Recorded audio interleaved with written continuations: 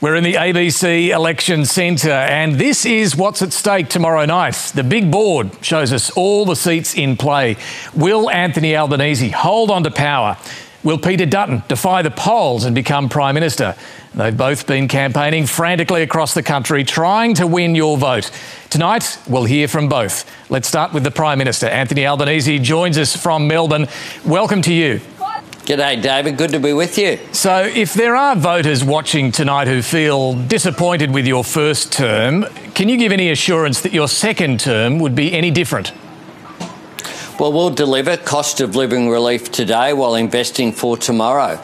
Tax cuts for every taxpayer, 20% off student debt, 5% loans for first homeowners, make more things in Australia, cheaper childcare, free TAFE. We have a plan to make sure that we deal with that inflation issue. We've got it down to within the Reserve Bank band. Interest rates have started to fall. Before we were elected, they started to rise. Real wages are increasing. And our opponents are just offering higher taxes, higher deficits and savage cuts to basic services, including now saying that they'll cut pensions if people go overseas for more than 4 weeks. OK, well, a lot of what you said there, Prime Minister, does involve more spending and debt. Does this leave Australia in a more vulnerable position as we face an uncertain period ahead? Now, we do face uncertain times, which is why you need the certainty of our economically responsible management. That's what we've put in place. We've delivered 2 budget surpluses. We've halved the deficit this year. The first government to deliver back-to-back budget surpluses in 20 years. We have been responsible. We've got inflation down to just 2.4%. It had a 6 in front of it when we were elected, and interest rates have started to fall. Now, you obviously want to win a majority government again, but if Australia votes for a hung parliament, will you be able to get much done? Look, I want to have a majority government. I want people to vote number 1 for the Labor Party. I think that gives the country the stability that it needs in these uncertain times. My government has repaired our relations with the world going forward, and our opponents have changed their policy positions every 3 days, and now they're asking for 3 years, and they'll tell you all of the cuts that are going to occur after the next election. And if you don't win, Prime Minister, will you stick around in Parliament or will you go? Oh, look, I'm focused on tomorrow, and I'm focused on making sure that we can continue the good economic management, the good social policies that put women at the centre of our economic agenda, not as an afterthought, continuing to deliver on education, from early childhood education, better and fairer funding for schools, free TAFE, making sure that Medicare is strengthened with 50 more urgent care clinics, making sure people have access to that 1-800 Medicare telephone hotline so they can get advice 24/7 under my government. All right, Anthony Albanese, thanks for joining us tonight. Thanks very much, David. And we're joined now by the opposition leader, Peter Dutton, joining us from Perth. Welcome to you.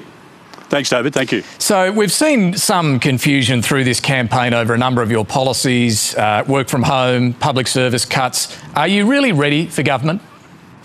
We are, David, and this election obviously is about who do people trust to manage the economy. Cost of everything has gone up over the last 3 years, and Australians just can't afford 3 more years of a Labor government. So a coalition will always manage the economy more effectively, and it means that we can reduce inflation and therefore the cost of living pressures. It's about our positive plan, which is to reduce the cost of petrol by 25 cents a litre, to give $1,200 back by way of a tax rebate to help with the cost of living pressures. But it's also about restoring the dream of home ownership for young Australians through our 5-point plan. And we are very determined to make our community a safer place, and also our country a safer country in a very uncertain part of the world in a very uncertain time. That's what I think the election comes down to, David. And it's a sliding doors moment. Most Australians I've met over the course of the last campaign period don't believe they can afford 3 more years of this government. You mentioned a couple of your measures there on fuel excise and the one-off tax break. These are temporary. At the end of 3 years, will Australians be better off? Australians will be better off because they know that we manage the economy well, and they know that before this government was elected, the coalition government was able to provide support. We took Australians through COVID with the job seeker and job keeper payments, and we managed the economy effectively during that time. Interest rates have gone up on 12 occasions, and the Prime Minister's promise of $275 a year tax cut for electricity prices hasn't eventuated. In fact, prices have gone up by $1,300. So our plan is to make sure that we can reduce the cost of electricity and gas, and therefore food as well, through our East Coast Gas Reservation plan. And our policy means that the price of wholesale gas comes down by 23%, which means we can drop the cost, lower the costs of many of the items that people have in their household budget across the economy. You've been in Parliament for 21 years. If you're unsuccessful tomorrow night, will you stick around and will you want to stay on as leader? Well, David, I'm only 54 and all my focus is on how we can win the election, because I do believe it's a sliding doors moment, and I think 3 more years, particularly if it's a Labor Greens government, it would be a disaster for families. 30,000 small businesses have closed over the last 3 years.